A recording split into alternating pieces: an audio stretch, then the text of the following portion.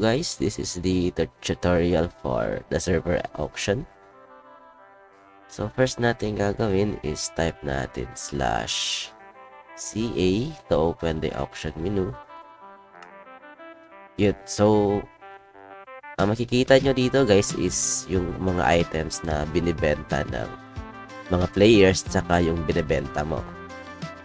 So to view the items na binibenta, i-slide nyo ng kaunti yung kamay nyo guys sa item. So parang ganito. And so kaunti lang na slide guys, wag masyadong i-press and hold para lumabas yung yung preview. So example, ito iron sword, price is 2 coins and seller is RNL.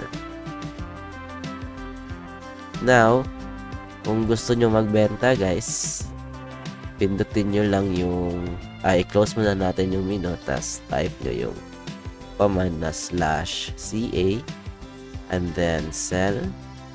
Then kung magkano yung presyo ng benta natin, so example 2 coins space, and kung magkano yung quantity na makukuha ng bibili. So example, yung buong 64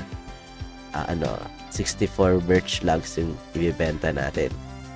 Then i-enter nyo lang and yun, nawala yung item. So check natin sa auction if nag-reflect back /CA,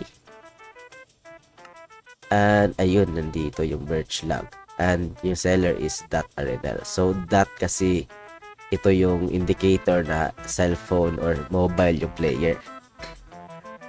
Then kung gusto nyo i-view lahat ng nakabenta na items nyo guys dito, yung kayo yung may-ari, so click nitong diamond, yan yung items you are selling. Double tap pala guys, so yan yung parang okay na dito function. So double tap nyo and yun, nandito yung birch log na binenta natin. Pag nag-auction kayo dito guys, mag-expire yan within 7 days pag walang bumili. Now kung gusto nyong i-cancel yung yung benta nyo, so wait, teka lang. So i-double tap nyo lang yung item dito. So double tap, yun, nawala na. And then back natin itong papel, double tap. So dito sa auction menu, wala na yung birch log. Now kung i-check natin sa items, wala pa rin yung birch log natin kasi dalawa yan kanina. So before yan mapunta sa item nyo guys, dapat nyo yung i-retrieve.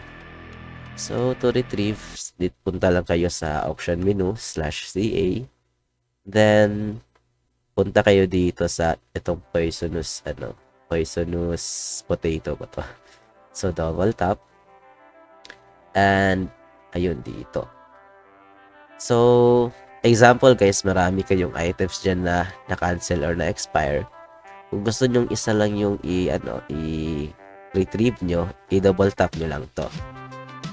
So di ko muna i-double tap yan kasi aside from individual na individual claim, pwede nyo i-claim lahat in one tap yung mga nag-expire or na-cancel. So to claim all, pindutin nyo itong hindi yung back. So may dito. Ito, so return all. Itong flower pot guys, double tap nyo, so all items na mari-retrieve. Check natin ulit sa inventory, ayun, bumalik na yung birch log natin. I think yan lang yung basic features ng auction plugin guys. Stay tuned for next tutorials and see you sa server. Bye bye.